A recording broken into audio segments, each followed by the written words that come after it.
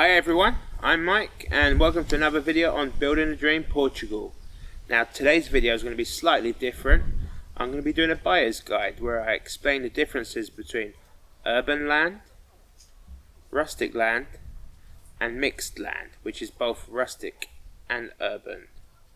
Now an example of mixed land is the property I bought here. It has an urban part, which is this whole part and where the house and the barn is, and the rustic land is on the other side. I'll show a little clip in a second.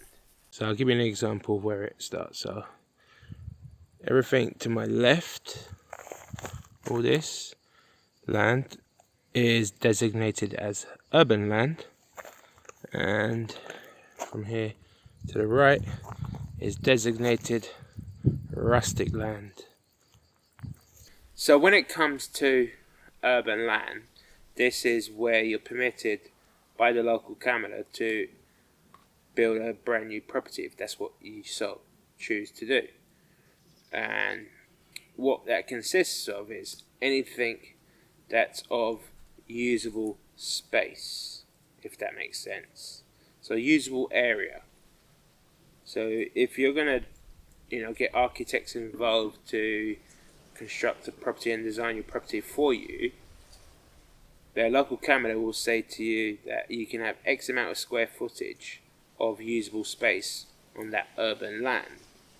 Now you can't argue this. You're at the mercy of the local council and they decide how much usable space, as in how big the property is, including any footpaths, garages, swimming pool, covered terraces, roof terraces. This all comes under the limit of usable space. Let's say, just for argument's sake, that the urban piece of land that I'm sitting on now is, say, 700 square meters in total. The local council will say out of that 700 square meters you can have 450 square meters permitted as usable space, and that would include the whole house, the garages and everything I mentioned, the paths and the swimming pool and stuff like that. Now the difference, now we're going on to rustic land, is that rustic land is you're not allowed to have any dwellings on it. You can have temporary dwellings, i.e. movable homes, for example tents, teepees, yurts, a caravan or something like that.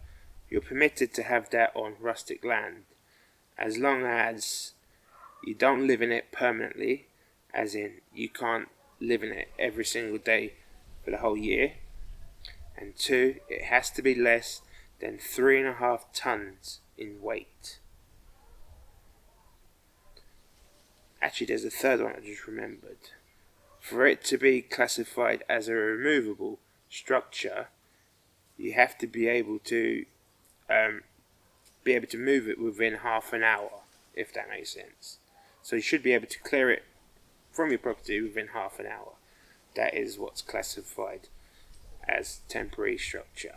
So for example, a caravan takes less than half an hour to move. A tent takes less than half an hour to take down. A yurt, again, you can dismantle it within half an hour. That's what they classify as a temporary structure. However,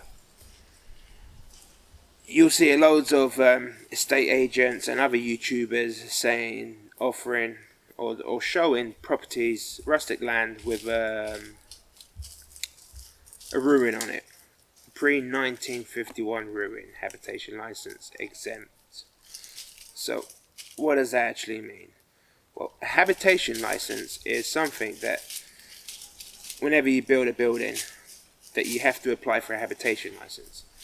You go to the local council or local council, you tell them that you want a habitation license, they'll send an inspector around and they'll check that everything is done to local building regulations and everything meets standard regulations or the building regulations.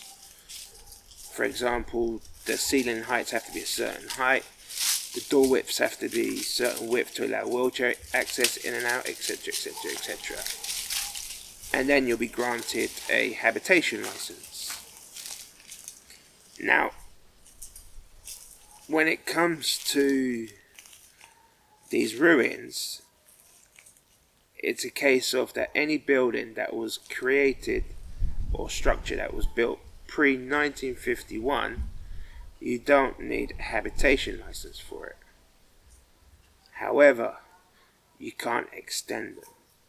So that basically means if that piece of land that you look at has a ruin or structure of like 60 square meters, you can't add 20 square meters extra to it to make a total of 80. You can't add a second floor to that property.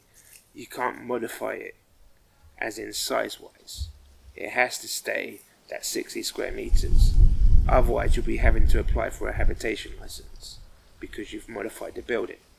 Now what you can do is you can insulate the property, you can add windows and doors, etc. But you just can't make it bigger. And that's the only exception that there is to getting a property on a piece of rustic land, which has to be pre-1951 for that to work. There is another situation where you can build a property on rustic land. However, it's very dependent on which Camera you're situated in or what municipality you belong to. For example, I know from in this municipality, my local Camera, that if I buy a rustic piece of land with 50,000 square meters or more, I can apply for planning permission to build a brand new structure on it.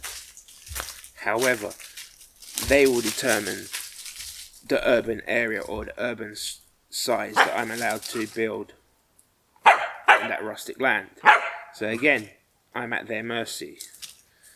Now it's hit and miss. They might turn around and say for 50,000 square meters you're allowed to build a structure of 150 square meters, or they could turn around and say you can build one for 400 square meters of usable space. You just don't know, and to find out, definitely you would have to go and speak to them and discuss the property that you're interested in purchasing beforehand, before you actually make the purchase. So I've described the differences between urban land and rustic land. So, and mixed land as well, as when you have both. You have a piece of urban, a piece of rustic, and the habitation license. Now the habitation license applies to urban as well. Where it counts in urban is that if you extend the building, say for example I was to add a roof terrace to the house, then I would have to go to the council and apply for another habitation license for the roof terrace. If I don't do that, then technically everything up until the roof terrace is legal. Everything afterwards with the roof terrace would be classified as illegal.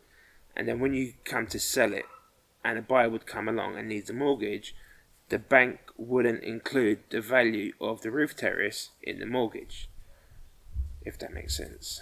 So the house might be worth 200,000, but then they would only be able to get a mortgage for 180, because that 20,000 difference is what the roof terrace is adding the value.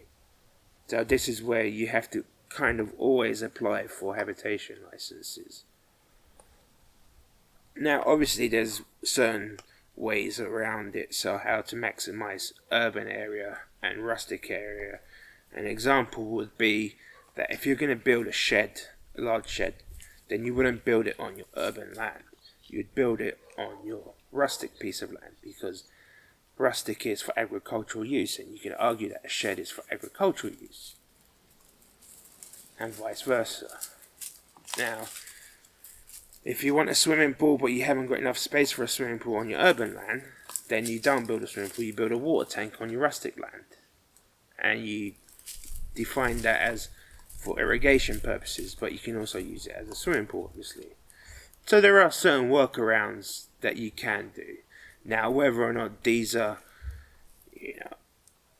100% legal or slightly, not legal, but grey areas, who's to say? I'm not an expert in this field. I'm just giving you some advice of what the locals do and what I've been informed about and stuff like that, and workarounds that exist.